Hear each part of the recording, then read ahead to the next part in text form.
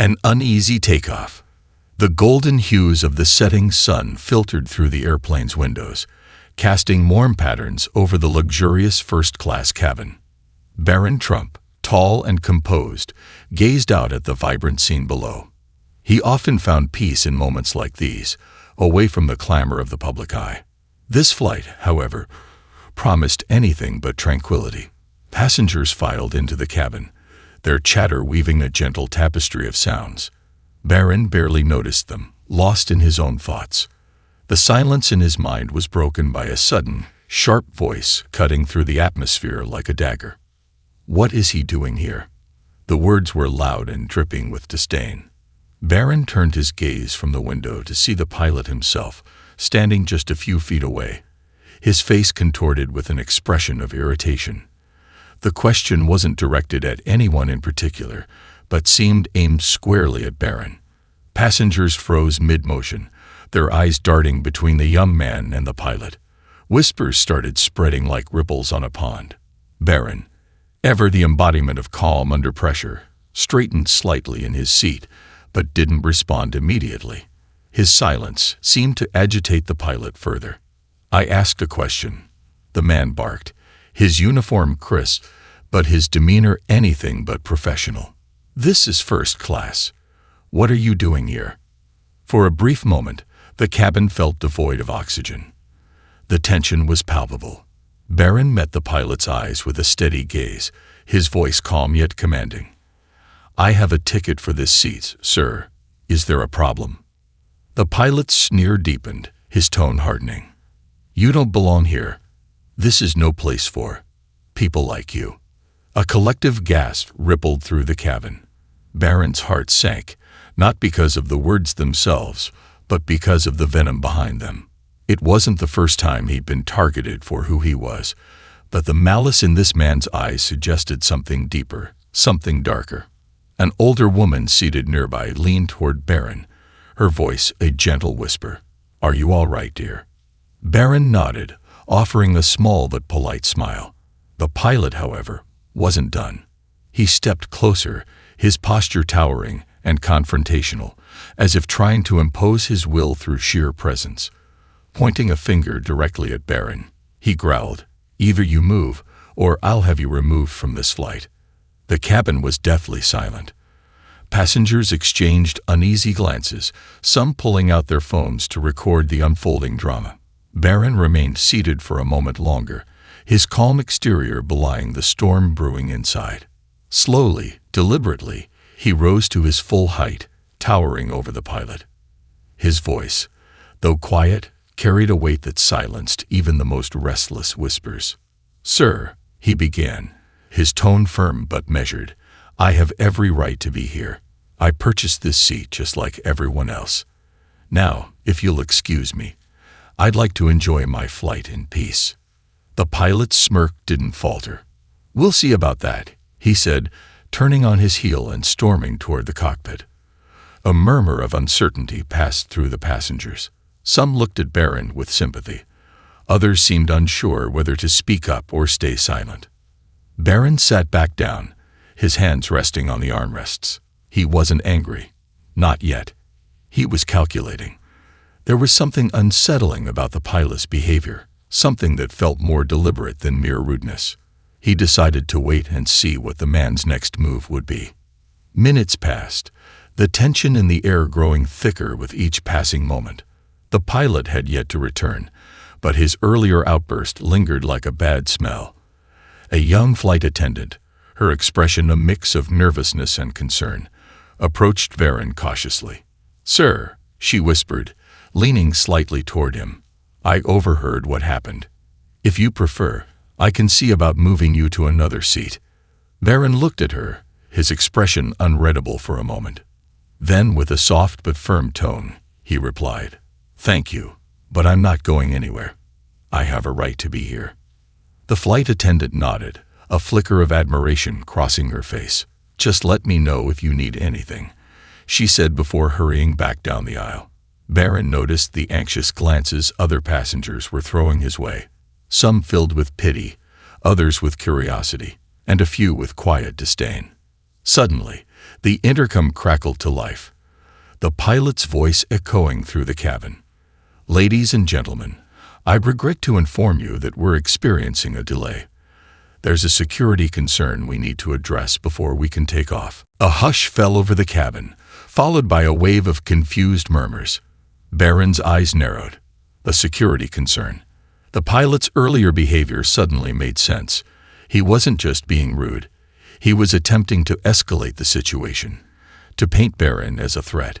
The realization hit Barron like a cold wind. This wasn't just an attack on him as an individual. It was an attack on his dignity, his identity. Passengers began whispering again, speculation spreading like wildfire. A man across the aisle leaned forward, his voice low but audible. "What do you think this is about?" Barron didn't respond. He was piecing together the puzzle, trying to anticipate the next move. He knew he couldn't let the situation spiral further out of control, but he also couldn't let this insult go unanswered. As the murmurs grew louder, Barron sat quietly, his mind racing.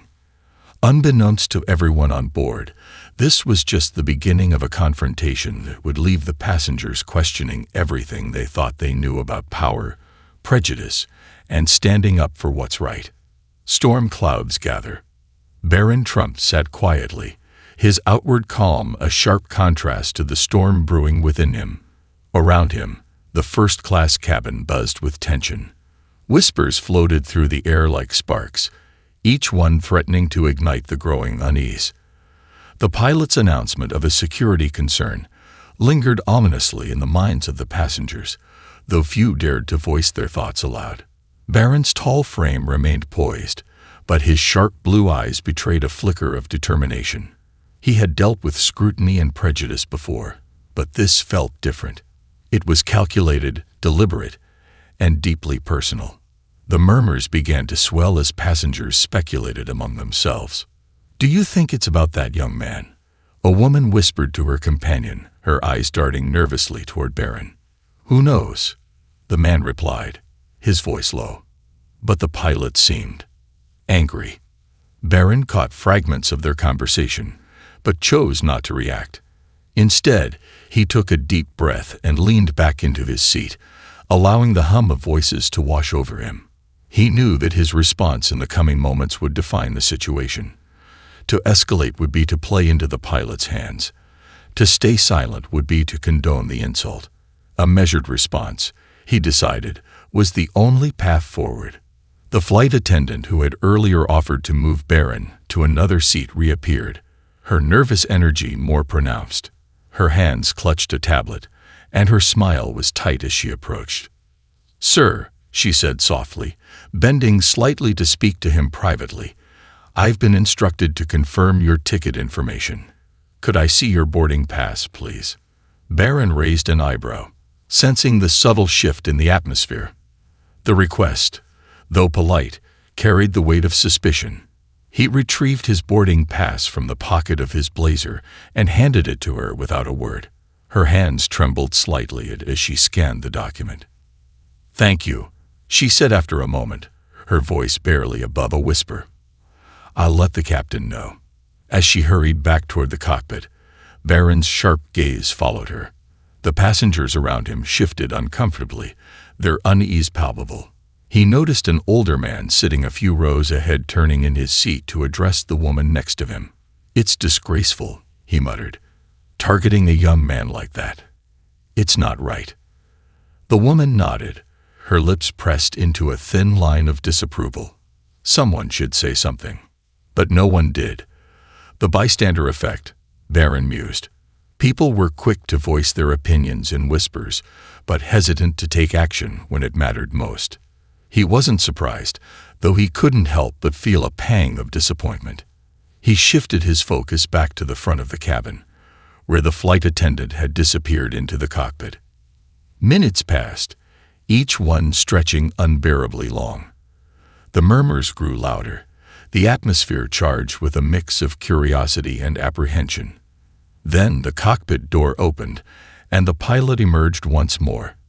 His expression was stony, his steps purposeful as he made his way down the aisle. Every eye in the cabin followed his movements, the weight of his presence pressing down on the room like a storm cloud about to burst. He stopped in front of Barron's seat, his posture rigid. For a moment, he said nothing, his cold eyes scanning the young man as though assessing a threat. "Mr. Trump," he said finally, his tone clipped, "I've been informed that your boarding pass is in order. However, I must insist on speaking with you privately to clarify some concerns." Barron's jaw tightened, but his expression remained neutral. "Concerns," he repeated, his voice calm but edged with steel. "What concerns could possibly warrant this level of scrutiny, Captain?" The pilot's lips curled into a faint smirk, though his eyes betrayed no warmth. "It's a matter of security, sir. I'm sure you understand." The passengers' whispers grew louder, a few bold enough to voice their confusion. "Security? What's he talking about? This is ridiculous. The kid's just sitting there." Barron glanced around, gauging the reactions of those around him. He saw a mix of sympathy, confusion, and apathy, but none of the outrage he had hoped for. Returning his gaze to the pilot, he squared his shoulders and stood, towering over the man. "If you have questions, Captain," Barron said, his voice steady and firm, "you can ask them here, in front of the passengers who witnessed your earlier behavior. I have nothing to hide." The pilot's smirk faltered, replaced by a flash of irritation. "This isn't up for discussion. Please follow me to the front of the plane." Barron didn't move. The air between them crackled with tension, the silence deafening as the passengers watched with bated breath. Finally, a voice broke through the stillness. "This is outrageous." The older man from earlier rose from his seat, his voice booming with indignation. "This young man has done nothing wrong. Why are you singling him out?" A ripple of agreement spread through the cabin. Other passengers began voicing their support, their courage bolstered by the older man's stand. "Yeah, leave him alone. This is harassment, plain and simple." The pilot's face darkened, his authority slipping as the passengers turned against him. He raised a hand to silence them, but the murmurs continued, growing louder by the second. Barron took a step forward, his tall frame commanding attention. "Captain," he said, his voice carrying over the din, "your behavior is unbecoming of a professional in your position. If you have a legitimate concern, I am more than willing to address it. But if this is merely an attempt to undermine me based on personal bias, I assure you, it will not stand." The passengers erupted into applause, their support echoing through the cabin. The pilot's jaw tightened, his hands clenching into fists at his sides. For a moment, he seemed on the verge of lashing out, but then he spun on his heel and marched back toward the cockpit, the doors slamming shut behind him. Barron exhaled slowly, his heart pounding despite his composed exterior. He returned to his seat, the passengers around him offering words of encouragement and solidarity. "You handled that well," the older man said, giving Barron a firm nod. "Don't let him get to you." "Thank you," Barron replied, his voice quiet but sincere. He glanced out the window, the sun dipping below the horizon and casting the tarmac in shadow. The storm wasn't over yet, he knew. But for now, he had weathered the first wave, gathering momentum. The applause in the cabin had barely died down when Barron's phone vibrated in his pocket. Pulling it out, he saw a text from his mother. "Everything okay? Heard about a delay." How she always seemed to know when something was amiss was beyond him. He typed back quickly, assuring her that he was fine, even if the truth was far more complicated. The cabin was quieter now, but the passengers were still visibly on edge. Some were whispering among themselves, while others had taken out their phones, likely tweeting or messaging about the bizarre turn of events. Barron noticed a young woman a few rows ahead pointing her phone in his direction, presumably recording him. He resisted the urge to ask her to stop. The last thing he needed was more attention, but a part of him knew that such footage might prove useful later. Suddenly, the cockpit door opened again.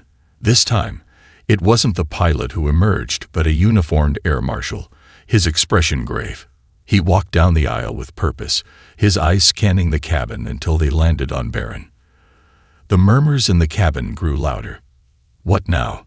someone muttered. The air marshal stopped a few feet from Barron's seat, his gaze steady. "Mr. Trump," he said, his tone professional but firm, "I need to speak with you privately." Barron felt the weight of every eye in the cabin on him, the collective tension thick enough to cut with a knife. He stood, his tall frame towering over the marshal, but his demeanor remained calm. "Of course," he replied, his voice steady. "Lead the way." As he followed the marshal toward the front of the plane, the whispers grew louder. Passengers craned their necks to watch, their curiosity and unease palpable. One voice, however, rose above the rest. "This is a travesty," the older man from earlier shouted. "The young man has done nothing wrong." A chorus of agreement followed, but Barron didn't look back. He knew that whatever happened next, he needed to keep his composure. The marshal led him to a small galley area near the cockpit, away from the prying eyes of the passengers. "Mr. Trump," the marshal began, his voice low but firm, "I'm going to ask." The tension in the first-class cabin was palpable as Barron Trump followed the air marshal toward the small galley near the cockpit.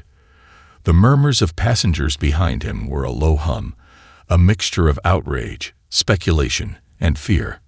Barron felt the weight of the moment pressing on his shoulders, but he walked with purpose. The composed young man knew that every move he made would be scrutinized.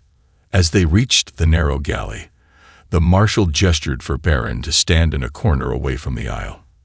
The metallic sheen of the cabin walls glinted under the dim overhead lights, and the muffled sounds of passengers faded into the background. The marshal stood tall and imposing, his badge gleaming, and his expression unreadable. "Mr. Trump," he began, his voice professional but firm, "I need to ask you a few questions about the events that just transpired." Barron nodded. "Of course. I'll answer any questions you have." The marshal tilted his head slightly, observing Barron. "You've been accused of causing a disturbance on this flight, prompting the captain to express concern over security. Can you explain what happened from your perspective?" Barron resisted the urge to roll his eyes. "Disturbance," he repeated, his tone steady. "If standing up to baseless hostility constitutes a disturbance, then perhaps the issue lies with the captain's interpretation of the situation." The marshal's eyes narrowed slightly. "Let's start from the beginning. Why do you think the captain targeted you?" Barron took a deep breath. "It's not a matter of thinking. The captain made his prejudice abundantly clear when he singled me out in front of the passengers. His tone and words were loaded with malice, and I have every reason to believe this wasn't about my behavior, but about who I am." The marshal seemed to consider Barron's words carefully. "You're referring to your identity as the son of a public figure." "Exactly," Barron replied, his voice tinged with quiet frustration. "I faced scrutiny all my life because of my family. This is nothing new. What is new, however, is having a pilot, a person responsible for the safety and well-being of every passenger on this plane, use his authority to harass me publicly." The marshal's expression softened slightly, though his demeanor remained professional. "I've spoken to several passengers, and many of them corroborate your version of events. Still, the captain is claiming he acted in the interest of security." Barron raised an eyebrow. "Security? That's a convenient excuse for discrimination. What possible security threat could I pose, sitting in my assigned seat, minding my own business?" The marshal didn't respond immediately. Instead, he glanced toward the cockpit, where the captain could be seen through the small window, gesturing animatedly as he spoke to another crew member. Turning back to Barron, the marshal leaned in slightly, lowering his voice. "I've been doing this job for a long time," he said, "and I've learned to recognize when someone is abusing their power. If what you're saying is true, and I have no reason to doubt it, it's my duty to ensure this situation is resolved fairly." Barron met the marshal's gaze, his calm demeanor unwavering. "I appreciate that, but fairness isn't just about resolving this quietly. It's about holding people accountable. If the captain believes he can get away with this kind of behavior, What's to stop him from targeting someone else in the future? The marshal nodded slowly, clearly impressed by Barron's poise. Understood. For now, I need you to stay here while I speak with the captain. I'll be back shortly. Barron watched as the marshal stepped into the cockpit, the door closing behind him. Left alone in the cramped galley, he allowed himself a moment to exhale deeply. The confrontation had taken a toll on him, though he refused to let it show. He glanced back toward the cabin, where several passengers were craning their necks to catch a glimpse of him. Among them, the older man who had defended him earlier gave a small nod of encouragement. Barron nodded back, grateful for the support. Inside the cockpit, the air marshal found the captain pacing angrily, his face flushed with indignation. The co-pilot sat silently, his gaze fixed on the controls, clearly uncomfortable with the unfolding situation. "Captain," the marshal began, his tone firm, "I need to understand the basis for your actions." The captain stopped pacing and turned to face the marshal, his expression hard. "That young man is a security risk. His presence has disrupted the cabin, and I won't tolerate it." The marshal crossed his arms. "From what I've observed, and based on statements from multiple passengers, it seems the only disruption came from your actions, not his." The captain's face darkened. "Are you questioning my authority?" "I'm questioning your judgment," the marshal replied evenly. "As an air marshal, my responsibility is to ensure the safety and order of this flight. So far, I've seen no evidence to suggest Mr. Trump poses any threat. What I have seen is an abuse of authority." The co-pilot shifted uncomfortably but remained silent. The captain's jaw tightened as he struggled to maintain control of the situation. "You don't understand," the captain said finally, his voice low. "People like him—" "Stop right there," the marshal interrupted, his voice sharp. "Whatever prejudice you hold has no place here. This isn't about your personal feelings. It's about ensuring the safety and dignity of everyone on board, including Mr. Trump." The captain's mouth opened as if to argue, but no words came out. The marshal's unwavering stance left no room for negotiation. "I'm warning you," the marshal continued, "if you persist in this behavior, there will be consequences, not just for you, but for this airline. Do you understand?" The captain glared at the marshal, but he finally nodded, his shoulders slumping in defeat. "Fine," he muttered. "Do whatever you want." The marshal didn't respond. Instead, he turned and exited the cockpit, his expression grim as he returned to the galley where Barron was waiting. "Mr. Trump," the marshal said, his tone softer now, "I've spoken with the captain. He's been warned, and I'll be filing a report with the airline once we land. For now, I'd like to escort you back to your seat and ensure the rest of the flight proceeds without incident." Barron nodded, his expression unreadable. "Thank you," he said quietly. As they walked back toward the first-class cabin, the passengers' whispers grew louder. When Barron reached his seat, the older man who had defended him earlier clapped loudly, prompting others to follow suit. Soon, the entire cabin was applauding, their support washing over Barron like a wave. He sat down, his composure intact, but his mind racing. This wasn't over, not by a long shot. What had started as a routine flight had turned into a battle for dignity and justice, and Barron Trump wasn't about to back down. The storm had only just begun.